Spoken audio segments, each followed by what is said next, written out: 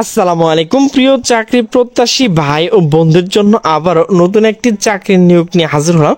তো মূলত এই চাকরিতে কি কি শিক্ষার যোগ্যতা লাগবে, কত টাকা পেমেন্ট করতে হবে, আবেদনটি কবে থেকে শুরু হবে এবং শেষ হবে, এ টু জেড আলোচনা করব। তো ভিডিওটি স্কিপ না করে সম্পূর্ণ দেখতে থাকুন। তো নিয়োগটি মূলত প্রকাশ করা হয়েছে গণপ্রজাতন্ত্রী বাংলাদেশ সরকার কারিগরি শিক্ষা বোর্ড অধিদপ্তর থেকে। তো নিয়োগটি মূলত প্রকাশ করা হয়েছে 24শে ফেব্রুয়ারি 2025। মূলত এটি হচ্ছে সংশোধিত নিয়োগ। তো ইতিমধ্যে যারা আবেদন করেছেন তাদের কিন্তু আবেদন করার প্রয়োজন নাই।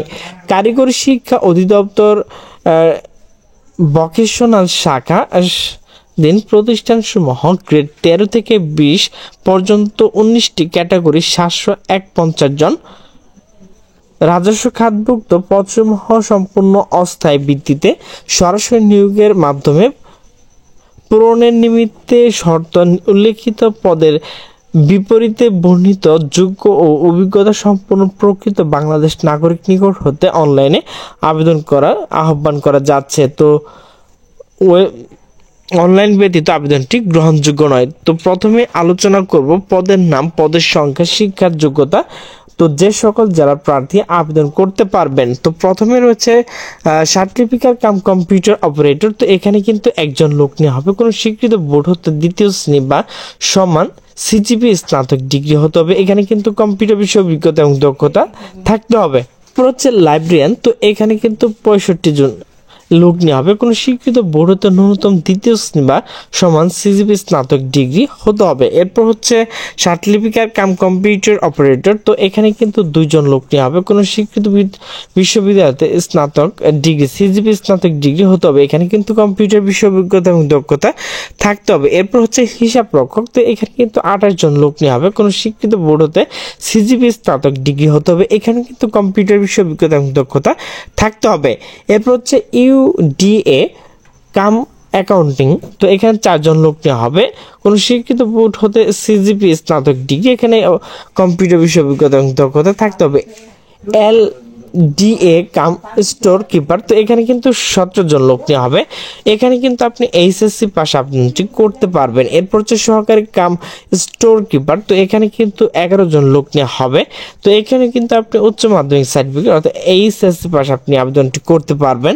তো এরপর হচ্ছে অফিস সহকারী কাম কম্পিউটার অফিস সহকারী কাম স্টোর কিপার। তো এখানে কিন্তু 46 জন লোক নেওয়া হবে। এখানে কিন্তু অবশ্যই আপনাকে উচ্চ মাধ্যমিক অর্থাৎ এইচএসসি পাশে আপনি আবেদনটি করতে পারবেন। LDA cum typist. তো এখানে কিন্তু 2 জন লোক নেওয়া হবে। কোনো স্বীকৃত বোর্ড হতে উচ্চ মাধ্যমিক সার্টিফিকেট অর্থাৎ এইচএসসি পাশে আপনি আবেদনটি করতে পারবেন। এখানে কিন্তু এরপর হচ্ছে অফিস সহকারী কাম পিস্ট। তো এখানে 2 জন লোক নেওয়া হবে। এখানে আপনি উচ্চ মাধ্যমিক সার্টিফিকেট অর্থাৎ এইচএসসি পাশে আপনি আবেদনটি করতে পারবেন। এরপর হচ্ছে অফিস সহকারী কাম ডাটা এন্ট্রি কন্ট্রোল অপারেটর। তো এখানে কিন্তু 27 জন লোক নেওয়া হবে। তো এখানে কিন্তু কোনো স্বীকৃত বোর্ড হতে উচ্চ মাধ্যমিক সার্টিফিকেট অর্থাৎ এইচএসসি পাশে আপনি আবেদনটি করতে পারবেন। তো এরপর হচ্ছে কেয়ারটেকার। তো এখানে 74 জন লোক নেওয়া হবে। এখানে কিন্তু আপনাকে এইচএসসি পাশে আপনি আবেদনটি করতে পারবেন। এখানে আপনাকে কম্পিউটার বিষয় অভিজ্ঞতা এবং দক্ষতা থাকতে হবে। এরপর হচ্ছে ড্রাইভার কাম মেকানিক। তো এখানে 2 জন লোক নেওয়া হবে। এখানে আপনি 8ম শ্রেণীর পাশে আপনি আবেদনটি করতে পারবেন। এলডিএ কাম ক্যাশিয়ার। তো এখানে 79 জন লোক নেওয়া হবে। তো এখানে কিন্তু অবশ্যই আপনাকে ব্যবসা শিক্ষা উচ্চ মাধ্যমিক সার্টিফিকেট থাকতে হবে। এখানে কম্পিউটার বিষয় অভিজ্ঞতা এবং দক্ষতা থাকতে হবে। এরপর হচ্ছে কাস্ট ইন্সপেক্টর। তো এখানে কিন্তু 7 জন লোক নেওয়া হবে। তো এখানে কোনো স্বীকৃত বোর্ড হতে সংশ্লিষ্ট ট্রেড মাধ্যমিক উচ্চ মাধ্যমিক অর্থাৎ আপনি কি এসএসসি পাশে আপনি আবেদনটি করতে পারবেন। এরপর হচ্ছে কাস্ট ইন্সপেক্টর। তো এখানে 15 জন লোক নেওয়া হবে। এখানে কিন্তু এসএসসি পাস আপনি আবেদনটি করতে পারবেন। এরপর হচ্ছে অফিস সহকারী নিরাপত্তা প্রহরী। এখানে 47 জন লোক নেওয়া হবে। এখানে কিন্তু আপনি এসএসসি পাশে আপনি আবেদনটি করতে পারবেন। এরপর হচ্ছে অফিস সহায়ক। এখানে 317 জন লোক নেওয়া হবে। এখানে আপনি এসএসসি পাশে আপনি আবেদনটি করতে পারবেন।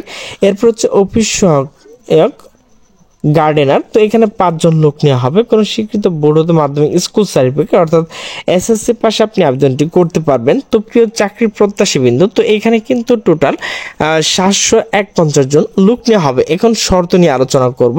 তো অনলাইন আবেদন পূরণ এবং পরীক্ষা ফি জমাদান পদ্ধতি। তো এখানে যে ওয়েবসাইট রয়েছে DT eb.teletalk.com.bd এই ওয়েবসাইটে ঢুকে কিন্তু আপনাকে আবেদনটি করতে হবে।